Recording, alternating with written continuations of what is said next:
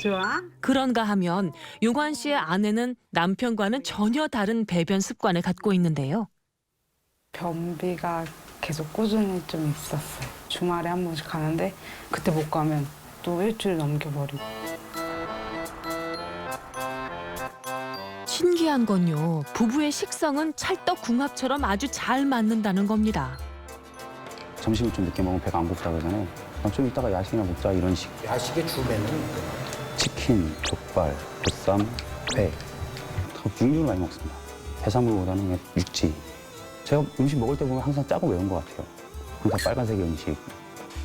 야식은 술을 부르는 법이죠. 그런데요. 남편이 무척 궁금한 게 하나 있다고 합니다. 변비입니다. 진짜 변비 심할 때는 2주 동안도 화장실 못 가고요. 그 약국에서 변비약 사다 먹는 정도. 신기한 건 이제 같이 먹었는데도 안 가니까 신기한 거죠. 눈에는 보이지 않지만 우리 몸에는 엄청난 양의 세균이 살고 있습니다. 뇌의 무게와 맞먹는다는데요. 1kg 내지 1.5kg의 세균이 우리 몸에 지금 살고 있고요. 다양성으로 보면 한 1000종류 이상의 서로 다른 세균이 살고 있고요. 몸을 구성하는 세포의 수가 10에 한 13승 정도 됩니다. 근데 우리 몸에 존재하고 있는 미생물의 수는 10에 14승이 넘습니다. 세포의 수를 본다면 실제 우리 몸을 구성하는 세포는 우리 몸에 있는 전체 세포의 10%밖에 되지 않는다. 몸속 세균은 대부분이 소화의 마지막 관문인 대장에 모여 사는데요. 그 이유는 뭘까요? 그곳에서 뭘 하는 걸까요? 미생물들은 사람이 가지고 있지 않은 소화 요소를 낼 수 있는 미생물들이 되게 많습니다. 그러다 보니까 걔들이 그걸 분해해 가면서 영양을 보충하고요. 자기들이 일부 이용하기도 하고 또 일부는 사람들이 또 그걸 흡수해서 이용하기도 합니다. 미생물이 없으면 이제 무슨 일이 벌어질까? 묵인 생쥐를 우리가 실험실에서 이렇게 해분을 해보면 가장 큰 특징 중에 하나가요. 면역의 발달이 덜 있습니다. 면역세포의 약 70% 이상이 우리 장에 있다고 우리가 이야기를 하고 있습니다. 왜 면역세포가 거기에 제일 많이 있느냐? 항원이 제일 많이 들어오는 곳이죠. 음식물을 통해서 세균도 들어오고요. 병원성 세균도 들어오고 장은 소화기관이기도 하지만 면역학적 입장에서 보면 가장 큰 면역기관입니다. 스트레스를 받으면 어떤 사람은 변비가 생기고 어떤 사람은 설사를 해요. 도대체 이게 뭐야? 그래서 봤더니 스트레스를 받는 사람이 균이 달라요.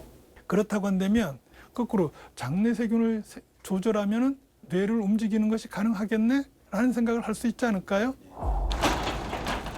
김동현 교수는 장내 세균과 뇌의 관계를 확인해 보기로 했습니다. 그가 주목한 건 우울증. 먼저 우울한 동물 모델을 만들었습니다. 우울을 일으키는 실험을 해요. 스트레스 받으면 우울하잖아요. 지속적으로 스트레스 주면 얘는 우울해져요. 스트레스를 받아 우울해지면 어떤 행동 변화가 나타나는지 다양한 상황을 가정해 실험을 했다고 합니다. 물에 있어도 헤엄치고 싶지도 않아. 행동 특성. 그럼요. 그냥 붕 떠 있어. 일반적인 사람은 어떻게 해요? 물속에 들어가면 팍 발버둥 치죠. 그런 일을 안 한답니다. 우울해짐. 이번엔 유익한 장내 세균을 주입해 우울 증상을 사라지게 할 수 있을지 시험해 보기로 했는데요. 불안이 없고 건강한 사람으로부터 장내 세균을 분리를 하고 그 균주를 이제 우울 모델 동물에다가 투여를 했더니 아주 좋은 효과를 나타내는 걸 저희들이 발견하게 되어졌습니다. 약을 먹이면 다시 헤엄치죠. 완전히 바뀌어요. 균주가 딱 바뀐 것만으로 그렇게 돼요.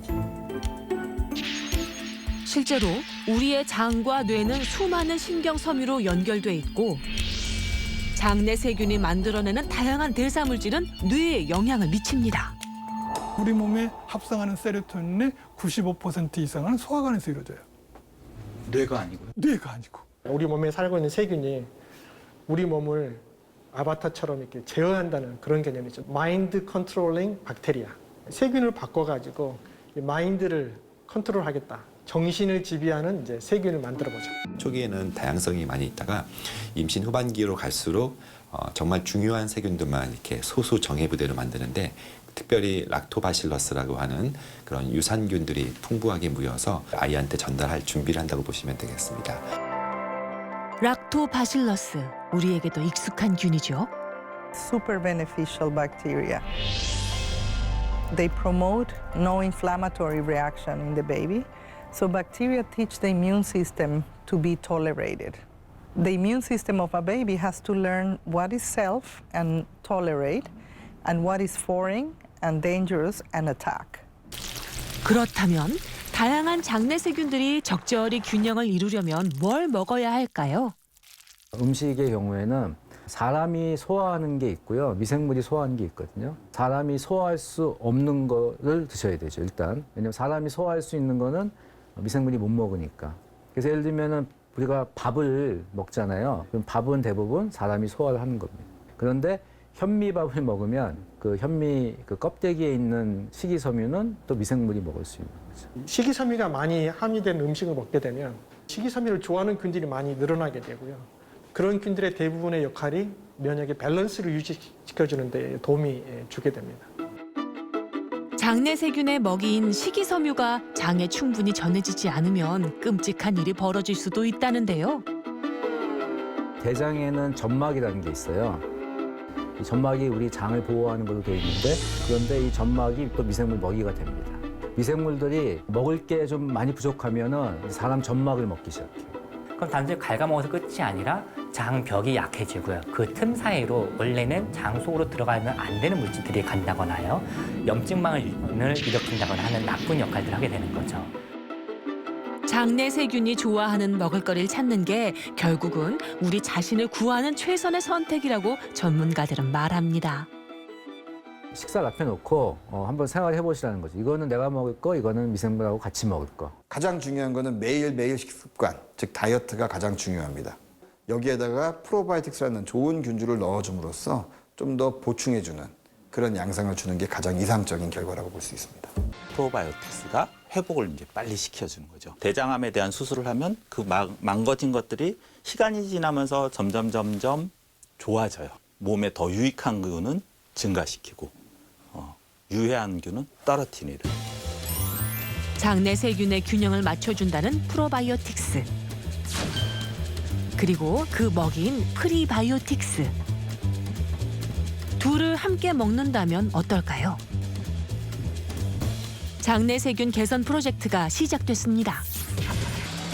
1일 1야식 이름주를 자랑하던 부부. 먼저 아내 혜일 씨는 유익균의 비율이 크게 늘었습니다.